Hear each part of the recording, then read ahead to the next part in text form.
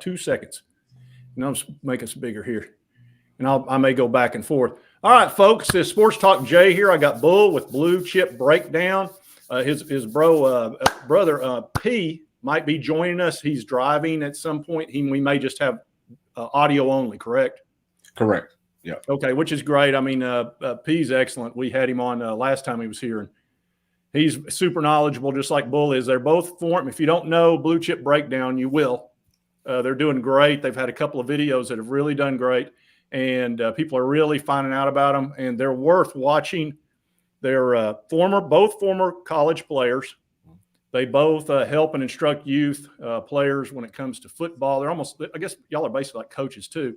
Yeah. So be sure to check these guys out on Bluechip Breakdown. We're going to talk all about Alabama and the big game and lots of other stuff. But I wanted to have Bluechip back because the first show we did was just such a piece of cake. It almost shocked me. I had a whole bunch of stuff ready to go, and I didn't have to use any of it because we just got rolling and it just went really well.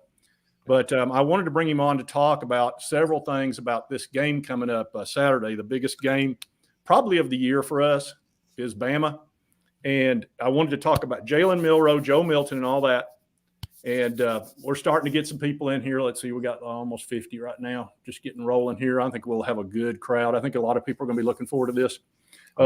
First question I had for you, and I think this is the one that's on my mind the most, is do you think Jalen Milroe has got a hamstring issue? I mean, have you followed some of that? Because I keep seeing the difference in the numbers. His rushing has really tanked the last 2 games. What is your opinion on that as far as possible injury? Yeah, so I think that there could be something to that, Jay. I actually watched your video, and that's what kind of, made me start to look into it. But as I looked at his numbers, they have dwindled significantly in the past couple of games. And if you just watch him out there moving, he's not nearly as mobile. I don't know if he's really scrambled at all, since they say that he had that injury. But just even inside of the pocket, his pocket presence seems like he wants to move, but he's a little bit slow too. Now, he doesn't look super gimpy. I don't think it's a huge deal. But, obviously any type of like little nick and everything else that can help us out, I mean, that's going to be very beneficial to this team up against Alabama because they're really good.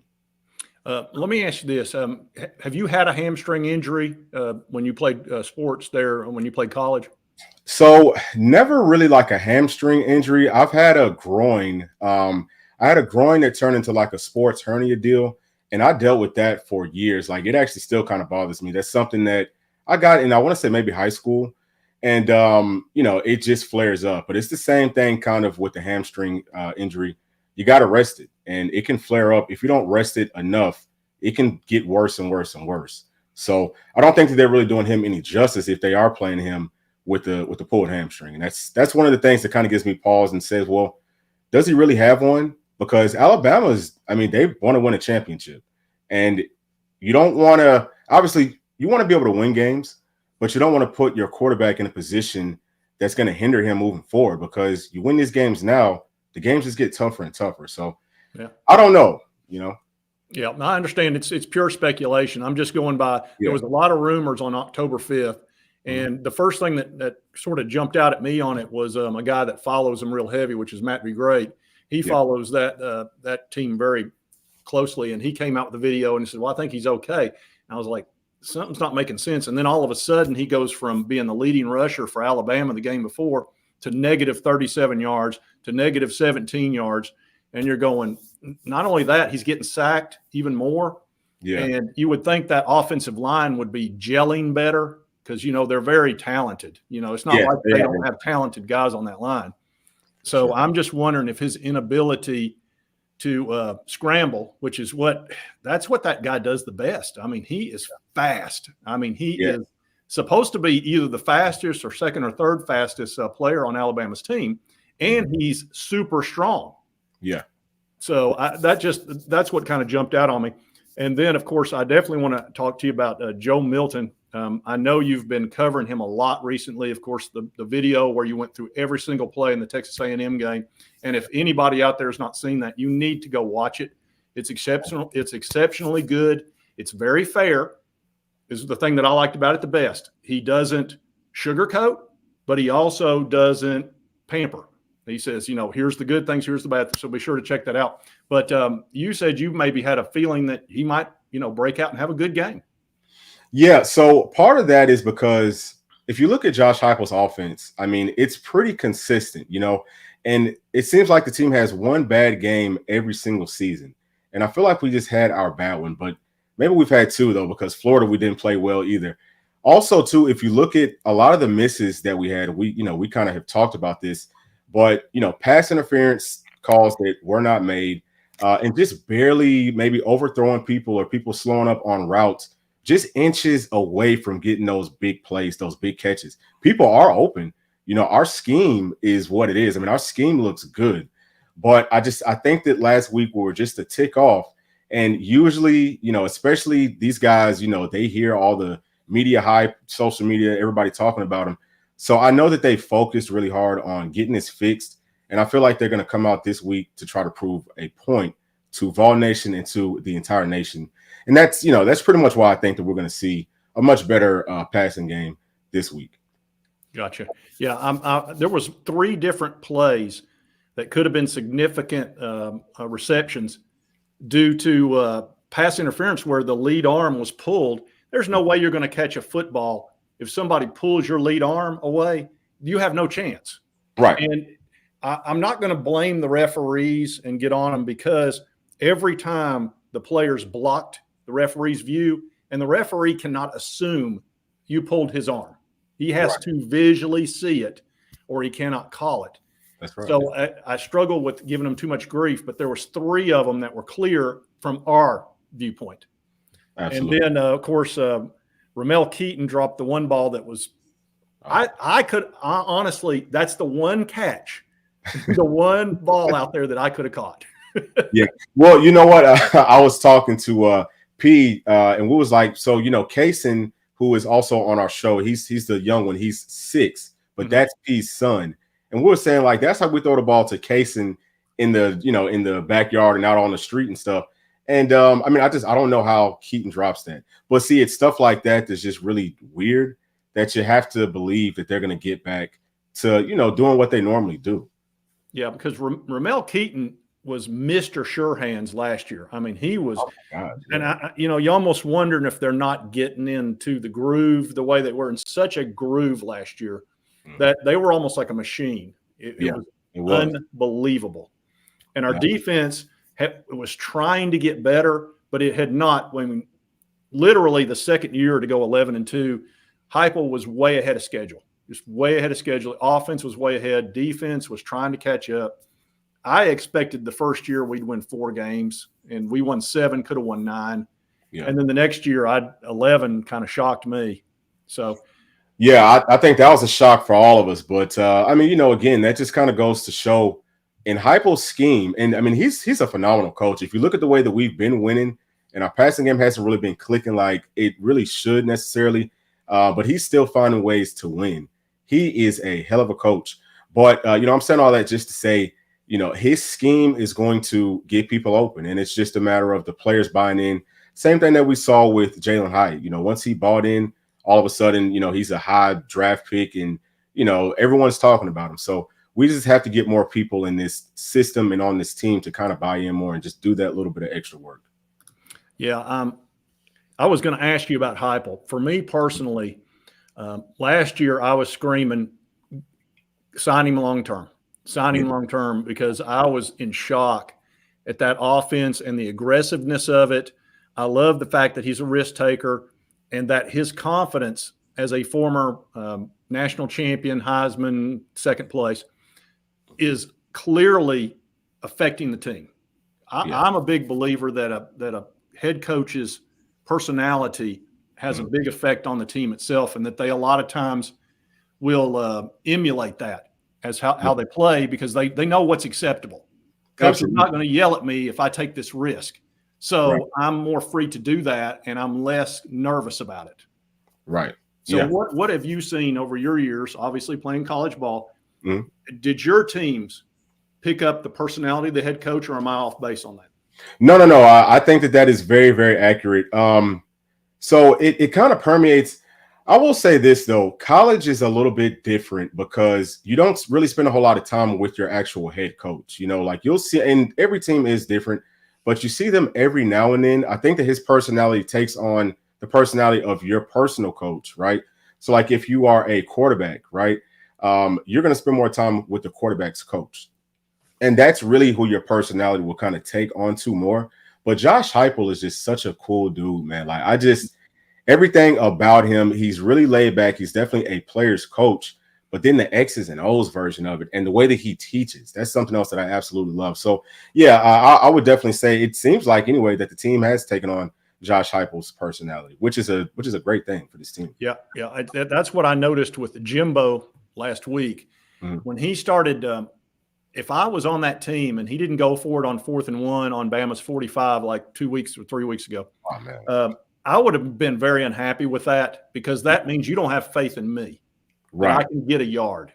Right. And that really – and then he did the same thing kind of with us where he didn't call the timeout in the second quarter at the end, and then he goes into the prevent, and I'm going, Josh Heupel could have got 2 series out of that. Yeah. Especially back when Hendon was around. Gosh, I mean, this is a guy that had 15 seconds left. And Jimbo wouldn't even have thought of trying to score a field goal in that game against Alabama last year. Yeah. And what did Heupel do? He just went as aggressive as he could. And then Hendon throws 2 dimes. Brew McCoy makes an unbelievable catch. Oh, wow. What a loss that has been for us. Yeah, it's been huge. I mean, I didn't realize that we were so thin at wideout, but I mean, we are super thin. I don't know what's going on with some of those guys, but I mean, they definitely need to step up. And like you just said, Jay, without Brew, this game looks a lot more difficult because he's that guy that is going to go up and make those tough catches, get those tough yards. And we need a whole lot of that in this game because Alabama is going to be, they're going to be trying to knock people out. I've been listening to them talk. You could tell that they've been taking a lot of what's going on inside of the media personally. So I'm curious as to what wide receiver is going to step up for us. And not to get off topic, but no, that's fine. Yeah, that's something that we most definitely are going to have to get fixed. Yeah, it's a revenge game. I don't care what anybody says. And it takes a lot to get Alabama fans up because they are, and I'll say it again, they're spoiled rotten. They've won 6 national titles. When you've won at that level, it takes a lot to get the fans motivated. And Nick Saban has been dealing with this for years. I mean, he's had to literally get on the fan base and say, you've got to stick through the whole game or I'll leave. How about I just leave? And, that a bunch of them's like, oh, no, we'll stay. Don't worry, Coach Saban, we apologize because you just can't win that much and then expect to get fired up about playing a team that you've beat 15 times in a row or whatever the crap it is, Yeah, absolutely. So, yeah. So I'm sorry. Go ahead. No, that's fine. But anyway, I think revenge is on their mind, and I think that Tuscaloosa will be very excited to see us because we kept them out of the playoffs last year, and they know it. That's how they see it. Yeah. And just like when South Carolina came to town, we couldn't wait. Yeah. Because they cost it. When you cost Alabama the playoffs, they're going to remember that well because then you cost them a national title, which they could have won last year. By the end of the year, they were very good. Yeah. Well, I live in Georgia, and I can tell you the Georgia fans didn't want to see us or Bama get into the playoffs at all. And they talked about it all the time. So, yeah, I think that would have been a good matchup, Alabama versus Georgia. And I would have liked for us to have been able to have another chance to see them again. But, yeah, I fully expect for Bryant Denny to be rocking. It's going to be up to us to try to quiet him as quickly as possible. Hopefully we can, try to take him out of the game maybe by, midway through the first quarter if we get out and start scoring quick. But, yeah, this is going to be a really tough game. We might do that because here's the thing about Joe Milton. He has started fast in many games. In Florida where everybody, the crowd couldn't have been more against us, he went out there and threw dimes. I mean, he looked perfect. Mm-hmm. That's why I absolutely do not think he's a choker. I don't think that it's nerves that's getting him because you're going to be the most nervous as a quarterback, in my opinion. Mm-hmm. And I've said this before, just like golf on the first tee. Right. Because you've had all week to think about it and you go out there and you're a little bit nervous and he's just, throwing dimes. Yeah. So Joe has been a quandary wrapped in a middle, wrapped in a riddle, all that stuff that people say. He has perplexed me to no end. But but you feel like he might go out there and have a good, the expectations are so low on him right now. Do you think that'll play a factor? Yeah, hopefully all that does. And in the podcast that I was listening to earlier today, he kind of talked about that. They asked him about, has he heard much of the chirping from the fans and on social media? And, he said that he's not on social media except for to post for, some of his contracts and deals and things like that. But, obviously he does hear it, and he kind of said that. So I think he's going to come out and try to prove a point. He's got all of the gifts. That's what's so frustrating. And then it's like whenever he does something wrong, it's just like a bonehead deal. You know what I mean? It's just something that's so easy. And I feel like he can get that cleaned up. He just has to lock in and I guess not get too high, not get too low. Yeah, I felt like that he battles that a little bit because he did that in the Texas A&M game, and he got to where he started bowling over those cornerbacks and those defensive backs and just, bullied them. And he got himself maybe a little bit too keyed up. Then he threw the interception. So he may have to kind of battle trying to stay even keeled, which is and it also may require him to get fired up to run that way because maybe that's not his natural way of running, that he's not looking for that contact, whereas somebody made him mad. Yeah. So, I'm sorry, go ahead. And he punished him. Yeah, absolutely. So he actually said in that podcast that number 45 was talking trash to him. And so he said on that run, he said that he was looking for him and he saw his number flash, and that's when he lowers his shoulder. So but I feel like some people are just wired differently, right? Sometimes it takes for somebody has to make you mad. Like I want to say it was Big John Henderson, or maybe it was Albert Hainsworth. He used to have people like slap him and stuff going into the game so that he could get mad. But I think that Joe Milton has just got to find a way to be self-motivated and just to put this team on his back. And I don't think that he even has to do that. Just manage the game well, make plays whenever they're there to be made. Simple as that. Yeah, I've said this all year with him, that if he would consistently run the ball 8 to 10 times a game, not only would he be successful at it, I think it would make the running backs even more successful because I don't think they respect his running on the defense because he doesn't do it that much. And so when he's in that deal where I'm going to do I'm either going to hand it off or I'm going to pull it back or whatever, they're thinking he's not going to run that ball. Right. He's not going to take off. I've never seen him run the ball twice in a row. Yeah. And he has plays where he's kind of got that option. And I'm going, if I'm a defensive player, if he does run once, I know there's no way he's running the next time. And I'm going to keep that in the back of my mind. And I'm going to go straight for that running back immediately. Absolutely. And see, those types of things, that's something that a good coach is going to pick up on in film session. And obviously, Coach Saban is the best, and he's going to see stuff like that. So, I feel like Joe just has to take whatever is given and kind of mix up. I don't want to say mix up what he normally does, but maybe play just a little bit more loose. You know what I mean? Like play like backyard football instead of trying to force these passes all the time. Yeah, I can tell you as a golfer, I play better when I'm more relaxed than I do when I'm keyed up. It's just, and I think quarterback is one of those positions where being keyed up doesn't help you. Like maybe linebacker it does, maybe defensive line or offensive line, it can help you because it gives you that energy that you might need and the effort. But effort for a quarterback you overthrow the ball, or maybe you throw it inaccurately because you've got some nerves or some, something's bothering you. It's like, oh crap, there's some 8 million people watching me. Right. Yeah. You most definitely, quarterback is one of those deals, man, that you've got to be super, super cool. And, you can't let a whole lot of things rattle you. Now, it does kind of seem like Joe Milton has that personality. But like you said, sometimes he needs to be motivated, and sometimes he gets overly motivated and he messes us up.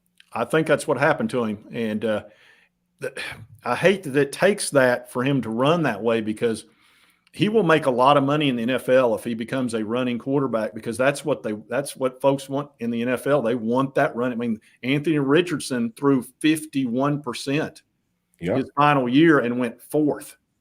That's crazy, huh? Fourth, and he threw 51% or whatever the crap it was. Yeah. And this is the guy that he threw it through the arches in the Vanderbilt game, the last play, threw it through the goalpost. I mean, that's not great touch. No. No, fourth pick, and probably signed a $30 million deal. So, yeah. And there's no reason in the world Joe can't run. He's not going to run like Anthony is very gifted. Mm-hmm. But Joe is also gifted. 21.3 miles per hour is, I can't even imagine run. That's fast. Yeah, I mean, he's probably about a 4.5 guy. And I think Richardson was what, 4.3? Do you know? Yeah. I think he's 4.3, 4.4, something like that. So, yeah. I mean, he's not that far off. And I think that honestly, I mean, they might be really close to about the same type of quarterback, really. But if you look at Milton's numbers, he's been more accurate than what Richardson was. And he's got a great opportunity to still be a high draft pick. If he finishes out this season strong and just doesn't throw, dumb interceptions, he's going to have that opportunity to still be a first-round pick because his ceiling is so high. Scouts are going to fall in love with him. And it's hard not to. Well, they've got him graded as far as his running ability. They said he's first-round level speed and his arms first-round level. It's just a matter, and how coaches are. If I could get a hold of that guy, I know I can fix him. I can definitely fix him. Yep, that's it. Yep. It's just if I just had that talent to work with. Yeah. But I'm sitting here thinking if anybody could fix him, it's Josh Heupel. Man. Yeah. Gosh. I mean, and he had a lot to work with Hendon Hooker was a heck of an athlete and obviously still is. But Virginia Tech was not thrilled. The fans were not thrilled when he left. No way. Yeah. They thought he was a fine fine player, fine person, and he is. Yeah, absolutely. So they were not that happy. So it didn't shock them that he played well. Now it shocked them that he would play as well as he did. I mean, good grief. 29 touchdowns, 2 interceptions, 2 years in a row, basically. Oh, yeah. I'm sure that they were sick watching him play at Tennessee. Like, dang, how come you couldn't play like that here? Exactly. Well, he was in the right system. He had the right support system. He didn't get benched. They benched him over there. So he left. You benched the Heisman Trophy almost winner. Right. Well, you know what? He actually was behind Joe whenever he came here. Yeah, that's right. Crazy. He sure was. Yeah, I'm still trying to figure that one out. Yeah. I'm wondering. Well, first of all, Heupel, that was Heupel's guy. Heupel went to Michigan to get him. Mm-hmm. So that might have played a role. The second part of it could have been that he's unbelievable in practice because Eric Ainge was speaking glowingly about him on the radio when we were wondering who the starting quarterback was going to be. He said, Joe Milton's next level. He said, that's NFL talent right there. He said, he will be your starter. And I think he's going to play. I mean, he thought he was going to take over the SEC. Yeah. And that just didn't happen. So very interesting how that'll play out. I wanted to talk a bit. Did you have a topic I'm sure you might want to discuss before I keep going on this? No, well, so I was just going to kind of add to just kind of add to what's going on like with Heupel or, the whole deal with Hendon Hooker being behind Joe Milton. And, I know that that's why a lot of people are asking about Nico. I know that you probably don't want to go into the whole Nico thing. No, I'm fine with going into Nico. Yeah, but so that does kind of make you wonder, what can Nico do? And everyone says, well, we haven't seen Nico play. So, I mean, we can't really say, but from what we've seen, I would say that he is capable of going out and operating this offense at a very high level. And I don't know. I mean, maybe Heupel is just in love with Joe Milton, but I do think that Milton can operate this offense well. This not going to be as the offense is not going to explode as much as what it normally would. Yeah. I would have loved to have seen Nico in some meaningful plays, which we've had none of. We've had absolutely 0 plays that were of any meaning at all in any game. He did a little bit of final plays. It didn't make any difference at all. I would love to have seen him in the UTSA game the whole second half, which I fully expected to happen. It just didn't. Yeah. And I'm also wondering if I put this guy in and he shows out, am I going to have a QB controversy where everybody's screaming for Nico because the most popular guy in the world is always the backup quarterback, 5-star. Right. Yeah. I mean, I think that it's a whole lot of different layers to that, but hopefully Joe can get it figured out. Something else too that I kind of wanted to talk about was, all the different moves that we've been trying to make for our wideouts. I was thinking that maybe that was, maybe it was to try to add some wrinkles to this offense. But I think it's just because we don't really have a whole lot of depth out there. And I'm curious as to who could step up for us because, like we talked about, Keaton's not playing great. Squirrel White seems like our best guy. Chaz Nimrod has stepped up. Caleb Webb looks pretty good, but we need some depth. And I think that that's part of the reason that D, has been working with the offense. And I do think that he's going to get an opportunity at some point to actually get out there and play if these guys don't start making plays on a consistent basis. That would make sense. Dante has obviously been a significant disappointment. Everybody thought he was going to come in and just be fantastic. Yeah. Another very, very gifted athlete, but that just hasn't happened. And then D, he's so electric with the ball in his hand. Every time he fields a punt, I'm just sitting here going, "Oh, is this going to be the one?" Yep. He's just that special. Yeah, for sure. For sure. Now, I don't know what's going on with Dante Thornton, but that's got to be from a lack of effort. It's just, and I hate to put that on him, but with his size and with his speed, there really is no reason that he's not being dominant anywhere that he goes. You know what I mean? He's a guy that should be getting double teamed all the time. Teams should be worried about him. And he's made maybe 1 or 2 catches or something this entire season. I mean, it's just mind blowing to see something like that. And he doesn't fight for the ball at all. I don't get that. It's like, what else have you got to do that's going to pay you a lot of money? Right. And it's like, I don't get it. I can't understand what's happening there unless he's just overrated. Yeah, maybe. To me, it seems like he's not very motivated or he doesn't really love football. But, I would love to be able to get some of these old school wide receivers come back to Knoxville and just talk to these players. Or, I wish that they could spend maybe like a whole week up there. This would have been a perfect week to get like a Jason Swain or Peerless Price, any of those guys, because there was all dogs, I mean, they had swag, but they was tough. And it just seems like a lot of that is missing from that entire room right now. Yeah, last year, we had such a great wide receiver group that it was pretty outstanding. Then Cedric got hurt, but as soon as that happened, all of a sudden Hyatt was just took off. Yeah, and became Mr. Mr. Popularity for Hendon Hooker and 15 touchdowns and wow, and the Bolitnikoff and 5 against Bama. I don't know how to even process how good that is. And Alabama can't either.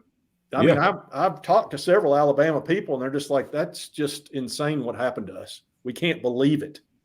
Yeah, it is. And then so Bama was playing this weird coverage, and I won't go too far into it, but I feel like if they play that again this weekend, we'll get more people wide open because that coverage does not work well up against this type of an offensive scheme. So I think that Josh Heupel kind of has Saban's number. It's just going to be up to the players to come out and execute. But yeah, I mean, obviously, losing Hyatt, losing Brew because Brew played very well last season too. Keaton played well. Really, all of our guys, they just played different. And I wish I could figure out what's going on with them. It makes you wonder if they just gotten such a good rhythm with Hendon, and Hendon was just, there's some confidence thing going on with that maybe is, maybe they just had something that's really special that, it takes a certain quarterback to bring that out of receivers and vice versa. That's hard to say, but he fired his defensive coordinator, Saban did, and brought in Kevin Steele this year, but we both know that Saban's going to control that secondary.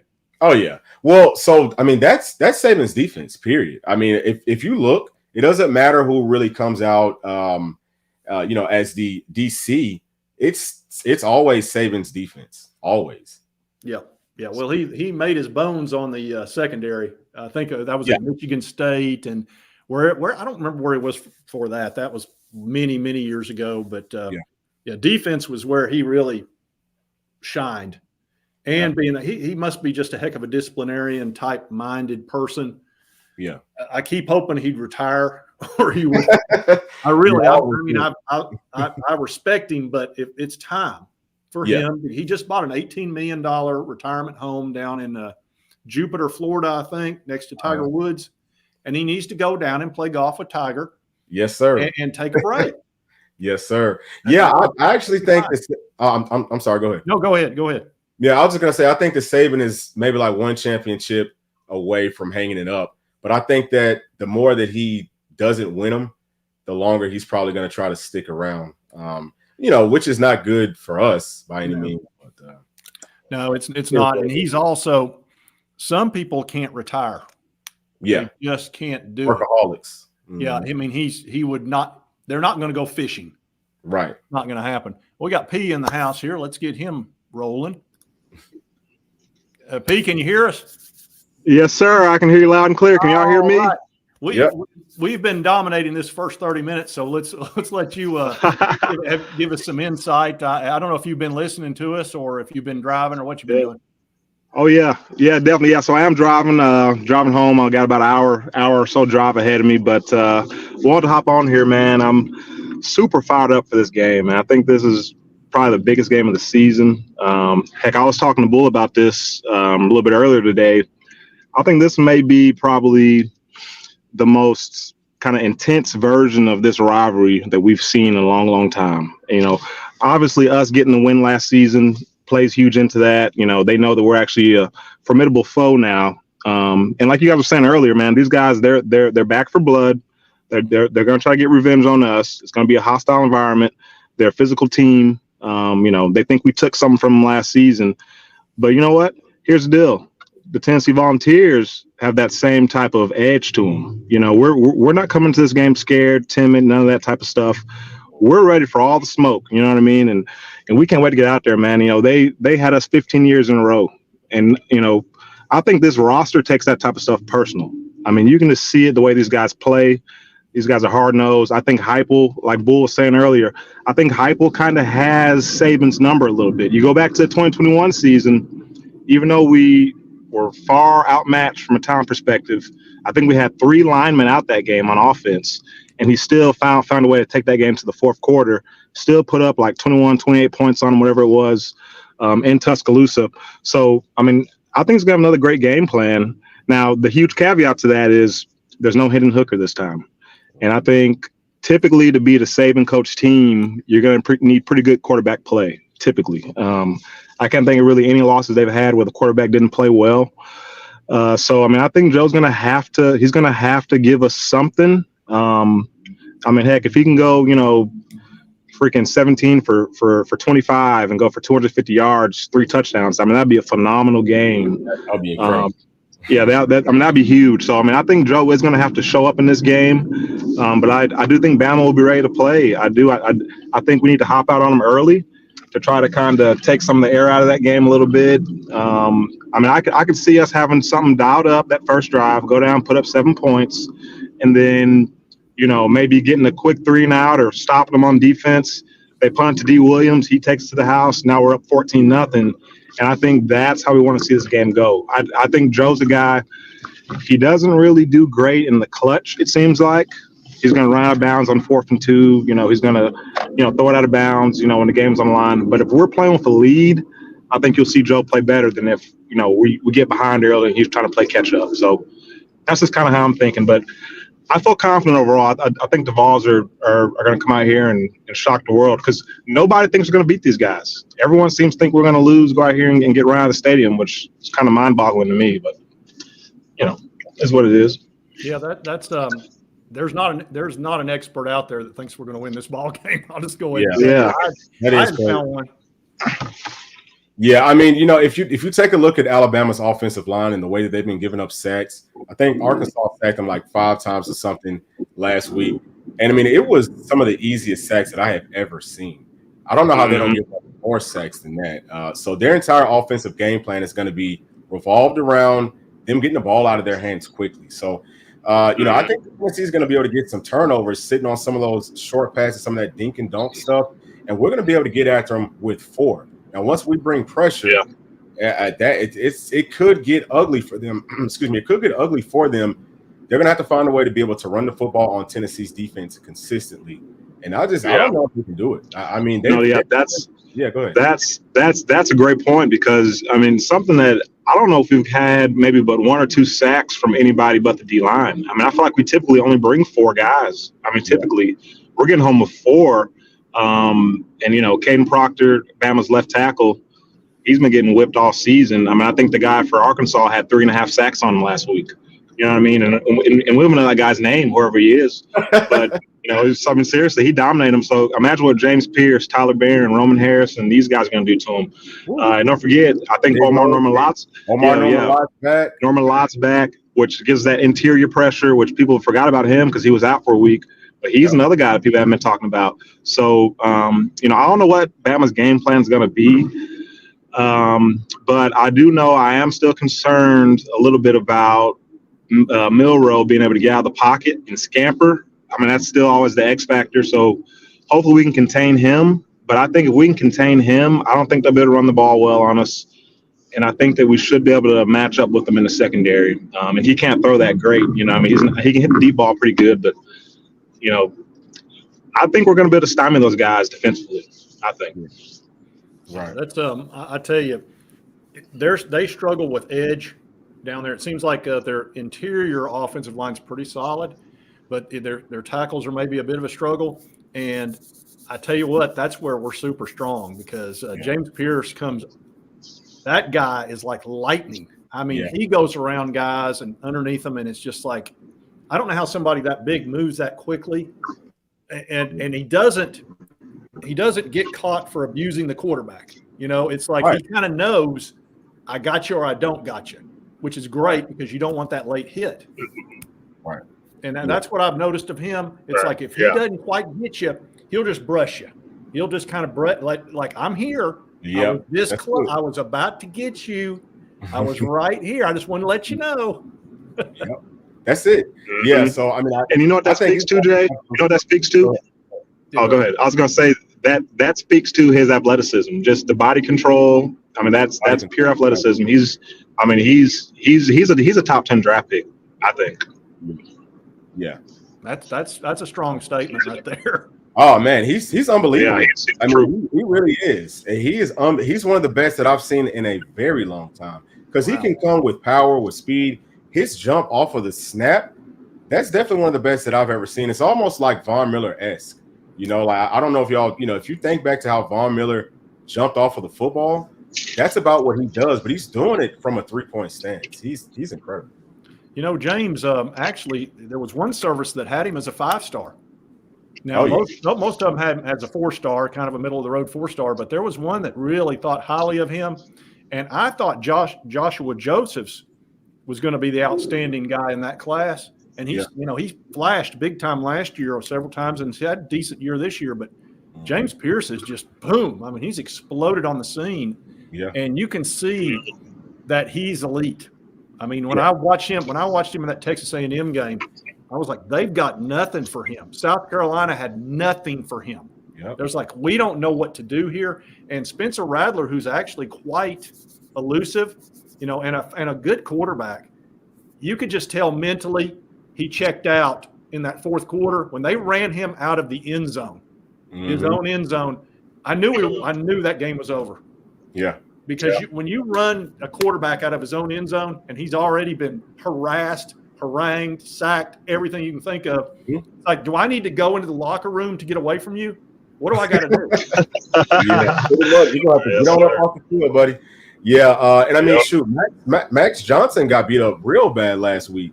I mean, he took a pounding. So, I mean, it shows how tough he is just for staying in that game. But it was 2 or 3 times. I thought he was done. Yeah, he got hit once by 3 different guys at the same time and somehow got that pass off. And it was like, is he going to get up? Yeah. And there were clean hits. I mean, it was like boom, boom. Mm-hmm. And we only got 2 sacks on him, but he probably felt like there was 10 on him. Yeah. It was every single play. And then the last 2 interceptions were totally caused by pressure. Yeah. He had to go back. He couldn't follow through. Of course, he threw high. Interception. Yeah. I mean, this pass rush is for real. Go ahead, Pete. I'm kind of, I don't know how to feel about those 2 sacks. I said we only got 2 sacks last week, but I could have sworn that intentional grounding, like, I don't know why, but I thought it counted as a sack, but I guess it doesn't, because I want to say it was at least twice where he, threw it away intentional grounding, but we're hitting him as he throws it out, and they threw the flag for grounding. Now, that's 2 sacks could have had right there. And then the sack Roman Harrison had, he runs wide open. He just grabbed his face mask for some reason. They took that off. So we could easily have had 5 or 6 sacks in that game. I mean, we've been elites all season getting to the passer. Yeah.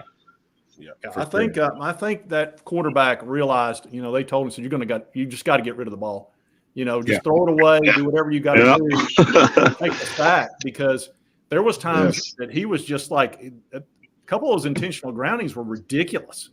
Seriously. Right up in the air and out of bounds. Like, what are you even doing that for?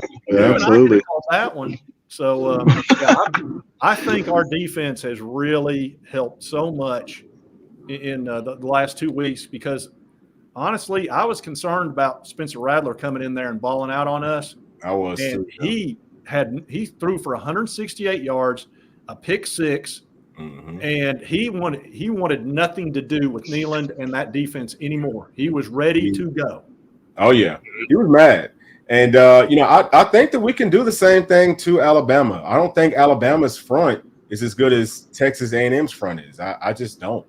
And I'm curious to see what their game plan is going to be, but probably going to be a whole lot of quick stuff, screens, and all that. So I feel like we're just going to have to come up and make tackles and not give up on that pass rush. But because at some point we are going to get to them, and it's just a matter of when. I think it's going to happen pretty quick. Yeah. Let me ask you. Well, Hank, I gotta. Go ahead. Go ahead. Oh, I was going to say, I had a question for you guys. I think this game's going to come down to us if we can, put up points on these guys. And so kind of my question is, with how we played against Bama last season, threw it for 6 or 7 touchdowns, how many it was, 52 points.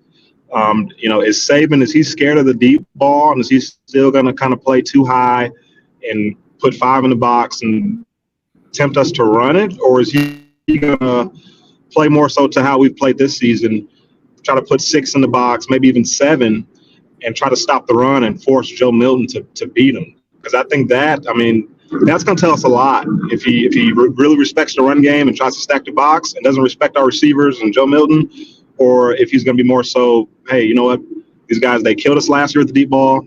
If they run on us for 230 yards, so be it, and kind of give us the free yards in the rush game. Boy, what do you think, Bull?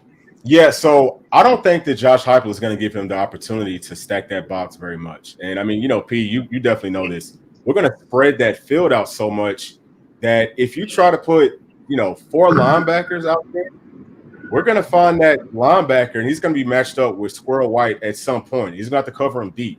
So I think that he's got to try to play us honest, and he'll probably play us very similar to how A&M played us last week, but maybe try to bring a safety, or I think they call him the Jack or something like that. Their star guy. Try to split the difference with him and keep him close to the box to help out with Tennessee's run game. But I don't see a realistic way that they're going to be able to stop our run game. I just don't. I think we're running. That's what makes us so unique this season, is because the way we spread the field. We're spreading you out to run it. And me and you've always talked about this, Bull. We should be able to run it on anybody because we're getting these light boxes. And I think the way Cooper Mason's playing, the way the whole line's playing, we're getting those double teams, working up to the second level. We're having these huge creases in the run game. It's pretty much impossible to stop it with only 5. You know what I mean? But hey, if they want to play 5, we'll run it all day long on you. But something I've noticed with Bama's DBs, they're all very talented. I think they're all pretty much 5 stars, just like the rest of the roster. But something that I've noticed that kind of trips these guys up is like crossing routes. Those kind of cross and release, the switch releases, what you call it. Those switch releases, like I know Texas ran a bunch formation against them, and the outside guy ran inside, and that just threw them all off. He was wide open. And I've seen a couple other times too. I think Arkansas hit one on him. So expect Heupel to kind of motion to that stack formation and set it up, like you said, Bull, or Squirrel's matched up on somebody he shouldn't be matched up on. He's going to be running wide open, And the big question, as it's been all season, can Joe make the throw and can the receiver make the catch? Because we're going to have guys open. Trust me on that. Yeah, I don't think – I think it'd be really difficult for them to stack the box because of that, the way it's formed, the way his offense is spread out. I think that was a good point. That I think that'd be very difficult. We got Bull. So we lost Bull for just a minute, but we got him back. Let me pull him up here. Oh, okay. No worries. All right, we got you back. Sorry about that. That's okay. But, yeah, I think that I would want to stack the box if I was Alabama and force Joe to beat us. But can you really do that with Josh Heupel's offense when he spreads you out so thin? Can you get away with that? I mean, I don't think you can. I feel like a typical coach mentality is you don't want to give up the big play. And I just think if you constantly put your DBs, your safeties, your backers out in space like that, I mean, you're just waiting on a big play to happen. So, I mean, I think he'll play conservative, play to kind of keep everything in front of him. And something we've kind of struggled with this season is scoring in the red zone. I think, we'll move it well, 20-yard line, 20-yard line. But then when the field condenses, it does become a little bit easier to put more in the box. So I think that would be his game plan, try to host the field goals that way. I do too, yep. That's interesting. That's kind of what A&M did, isn't it? Pretty much. Yeah, exactly. Because we got a lot of yards in between the 20s, and so you may be correct on that. I hadn't thought about it really that in depth because I thought just knowing how Nick Saban is that he's not going to let us just punish him with the run with the run game. Yeah, but he may not have any choice. That's the thing. Yeah. That's the thing is that with this offense, the way that we spread you out and then go in tempo, I mean, you could try to stack that box and bring some extra, box guys into the game. You could get some good stops. But at some point, like I said, you're going to have a huge mismatch with one of those guys. And that's the last thing that any coach ever wants. So they're going to play more to stop those big plays. So kind of like what you just said, Jay, they're going to pretty much let Tennessee drive as much as Tennessee can drive. And then once that field kind of shrinks up, then that's when they can bring those big bodies out there. And then we'll see what Tennessee can do at that point. Yeah. I think y'all are spot on. I'm actually glad that was brought up because I fully thought they would put 6 or 7 in the box. But the more y'all have explained that, he may not be able to do that because that could be super dangerous. Because like you said, you do not want a linebacker on Squirrel White. That would be or really any of those wide receivers. They're all fast. Right. That's going to be a tough deal. And then too, Heupel is such a good play caller. His scheme, I mean, he can get people open, even if they're not necessarily faster. And we saw that a lot last year. Although Jalen Hyatt is really fast, there was other people who were wide open too. And Alabama's got some speedsters now. They got some guys that can definitely move everywhere on that field. So we'll see. It'll be really interesting. I've got an important question for you guys. Yeah. Cooper Mays. What do you think the difference is between this team when Cooper's on the field and when he's not? Because I know there's been a lot of talk about it, but you guys being kind of X's and O's guys, what do you think that center is? What do you think the difference is? Well, I mean, heck, I guess I'll go first. I mean, I think Cooper, he's like a coach on the field. He's calling out the fronts. He's getting everybody lined up. And he's just in control out there. I think when you have him out there, man, just everything is so much smoother. He's so smart. You've heard him talk. You heard his interviews. He's a super intellectual guy, and he's also football smart. Like it translates well. I think he's a leader out there. And I think one of the main things he does is he helps us push that tempo as well. He helps us get lined up. Hurries up, gets to the ball, gets set because everybody else gets lined up off the center, especially the linemen. So you got to get up there, get set.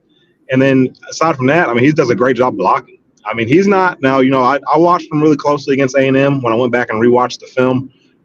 He's not necessarily a guy that's going to necessarily move you, but he does a great job of turning you out of the way. Like he creates those seams and those creases, and he does a great job on those double teams as well. He makes a huge difference, and it's no surprise that we've been able to run the ball so well with him being back in the lineup. Yeah. Y'all take over for just a minute. I gotta attend to something real quick. All right, cool. So definitely, P. I'm on the same page right there with you, and I've kind of been listening to Coop on some podcasts and on some YouTube channels and stuff, and and really, it's not just him. I feel like it's this entire team. It's a different type of feel and vibe. It's a different type of like energy that everybody has, and they seem really, really confident. So I'm very excited to see them play. But back to Coop, he's an absolute dog. I mean, he's one of those nice guys off the field, but then once he gets on the field, he turns into an absolute monster. So, and I mean, he gets his team fired up. We talked about that with Brew, and Brew definitely brought that spark, but Coop kind of keeps it going too. And I mean, you can't quantify what he means to this team. If he was in the lineup up against Florida, I mean, we would have probably blew them out. You know what I mean? I mean, he makes a huge difference. And you can even look at it like this: Ollie Lane, who a lot of people didn't think would be starting at left guard. I mean, he's looking pretty good. He doesn't look great, but I mean, because he's blocking next to Coop. So, that guy that makes everybody else look better, makes everybody else play better. Yeah. Oh yeah, man. Yeah, he's definitely our bell cow in the middle, man. Like having him back is it's so huge, man. We just got to keep him healthy, keep all these guys healthy. We're definitely gonna miss him next season, man. Like, hey, it'd be nice if he decided to come back. I don't see him doing that. That would be something. That would really elevate this team. If we had him come back, Brew comes back. I mean, sheesh. Wow. Yeah, hey man. So do you think Brew's gonna come back? I tell you, I mean, I would hate for him to have to do that. I would too, yeah. But for selfish reasons. Oh damn! I mean, breaking up. There he is. Maybe going through a tunnel. Mm-hmm. You still there, P? Uh-oh. He's probably going through a little. I might be going through bad stuff. Can you hear me better now? Yeah, we can hear you. Can you guys hear me? Oh yeah, we can hear you fine. Yeah, he might be in a little bit of a bad spot. Yeah, I was going bad cell there. Yeah, I've got some of those on my back roads that are tricky. When I'm on a phone, I lose. But yeah, this is going to be a heck of a ball game. I know y'all are excited. Everybody is. The entire town of Knoxville is just on edge. And it's funny. Sometimes I go through my demographics on YouTube, and Nashville is my number one as far as demographics, as far as viewers. Yeah. And Knoxville's number 2, but Atlanta is number 3. Yeah. Well, there's a whole lot of Vol fans down here. There's a whole lot of football fans, period. So I think that's a big part of the reason. But yeah, I mean, Tennessee fans travel well. I mean, we are pretty much everywhere. So yeah, I agree. Now, hey, can y'all hear me now? Yeah. Okay, so yeah, you would know that better than anybody. But yeah, that always surprises me when I look. I always thought Knoxville would be number 1. Yeah, for sure. But then I thought, well, Nashville's growing, and so many people move down there for jobs, and of course, Atlanta's huge. Yeah, So I'm sure you look at your demographics from time to time and just like for the heck of it. I think Nashville is probably my biggest one too. I would think it would be. I'll bet it will be. Of course, y'all are growing, man. Y'all are going to grow like crazy. I think you're going to have a great channel. I really do. Thank you. Yeah, it's people are liking it. And here's the thing, we were talking about that the video that you did on Joe. Yeah, I had 2 different people text me about it before I ever watched it. Okay, and they were big time football people, and they were like, "You need to see this." And I watched it, and I was like, "All the Vols fans need to see this." I mean, it was nice to see that real nice breakdown of Joe, and I wanted people to see it also because I hope I've not been unfair to him, because I have been critical. But, as a former Division I player myself, even though it was golf, I know how hard people try at that level and how much they care. And it's so easy to go, oh, well, you suck. You don't care. You're not trying and all this kind of crap. And you just need to go take a long walk on a short pier. And I'm just sitting here going, man, you don't know how much time and effort these putting into this. So I struggle with, am I being fair? And you probably do too, on some level. Yeah. Oh yeah. No, I mean, absolutely. That's something that I don't ever want to be overly critical of these guys. Now, obviously, with us being on YouTube and, us being fans, we are going to be critical. I don't think there's anything wrong with that. There is a certain line, though. And I think some people walk it a little bit too closely. But I did just want to kind of go back to you sharing that video for us. And, I just wanted to thank you on air for doing that because our channel really has exploded since you did that. So, you are a real one for that. Jay, thank you so much, man. I cannot thank you enough for that. Well, good. Yes, I want people to know what y'all are doing over there.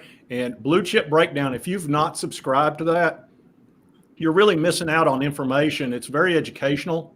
And I love that type of stuff because that's, my videos are not going to be, I don't put them in that category. I consider them entertainment, informative, and kind of crazy and silly sometimes. Yeah, funny.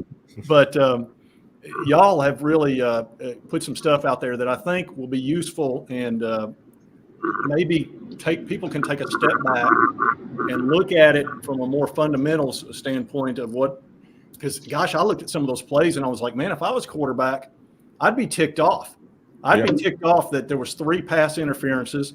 I'd be ticked off that a guy dropped one right in his hands, and things like that, because that's making me look bad. And you hope there's none of that, because Joe strikes me as the type of guy. He's not going to go over there and say, "Hey, you SOB, how dare you make me look like crap."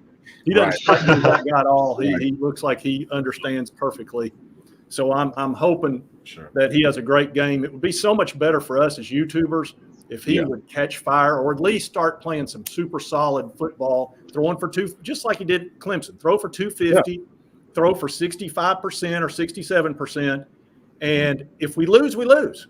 That's fine. If he's throwing 65%, 240, 250 yards, I'm not going to blame him at all. No. Unless he throws a whole bunch of interceptions or something. But I most definitely get what you're saying for sure. Yes, hopefully he can ball out. I'm really looking forward to seeing that. If that does happen, though, this team, and I don't care what nobody says, you can call me a homer or whatever you want. If our passing game gets going, especially our vertical passing game gets going, I don't think anybody in this country has a chance to come within 10, 15 points of us. I think Absolutely. Can you guys hear me now? Yeah, go right ahead, B. Yeah. Okay. Yeah, I'll say absolutely, man. That's something we talked about before the season.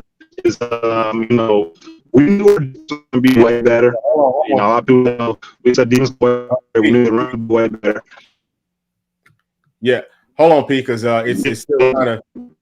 Yeah, it's breaking up on you. Yeah, it's breaking up pretty bad. Yeah. Yeah, but hey, and I just want to say this really quickly to the people out in the chat that are saying nice things about our videos and things like that. Thank y'all so much. Appreciate y'all for sure. We definitely work hard on them, and it feels good to know that people enjoy our content. Yeah, that video took some time. I like how you've got the little scribe on there where you circle the players and all that kind of stuff. That helps. That little stuff, people think that's not. It is a big deal because you've got to figure out how to do all that stuff technically. Yeah. And YouTube can be tricky, and all this technology.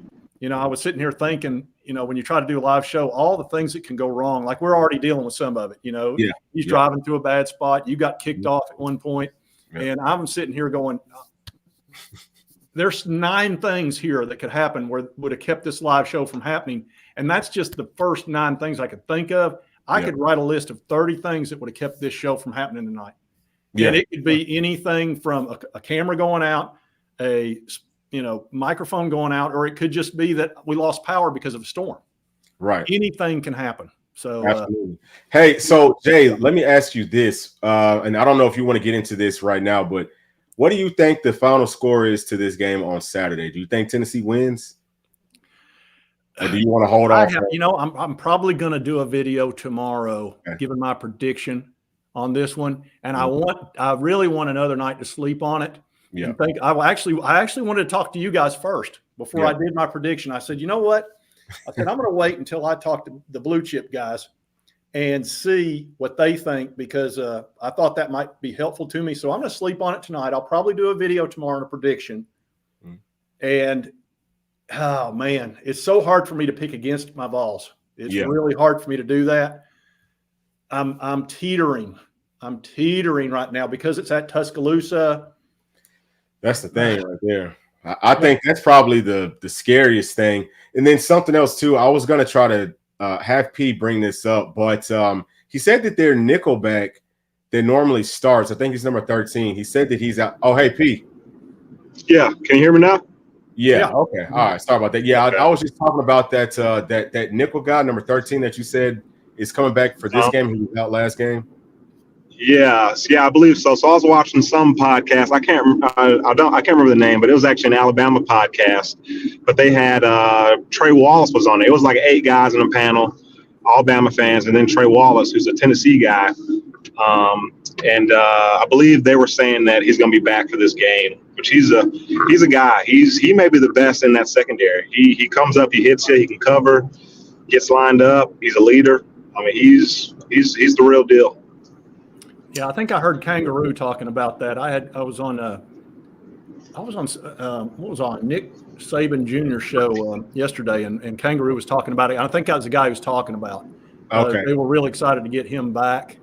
So yeah, we'll see how that goes. But guys, we've hit an hour, which is usually what I like to do, and I really appreciate you guys coming on. I know you had to kind of work around some things here, and P had to drive home and everything, but I really appreciate y'all coming on the show. And look, we've done great. We got 232 people watching, and the president was giving a speech. We were competing with him. So I'm really pleased with this number, given I mean, you're trying to compete with a national thing going on and all that. So anyway, I really appreciate you coming on the show. And if you've not subscribed to Bluechip Breakdown or not seen their video, go watch one of their videos, and you will subscribe. I'll just go ahead and tell you that you will, because you're going to learn a lot about football, and they do it in a way that is very engaging and easy to understand. Hey, Jay, thank you so much for having us on, and thank you for the kind words. Thank you for helping boost our channel up. No worries. Sir. We appreciate you coming on, and we'll catch you the next time. I definitely would like to have y'all back, and like I say, once y'all start having guests, I would like to be one of those. You will be the first one, Jay. All right, no worries. Absolutely. Thanks, guys. All right, Jay. Thank you. Okay. You too. All right, bye. Peace. End in the stream. All right, guys, that was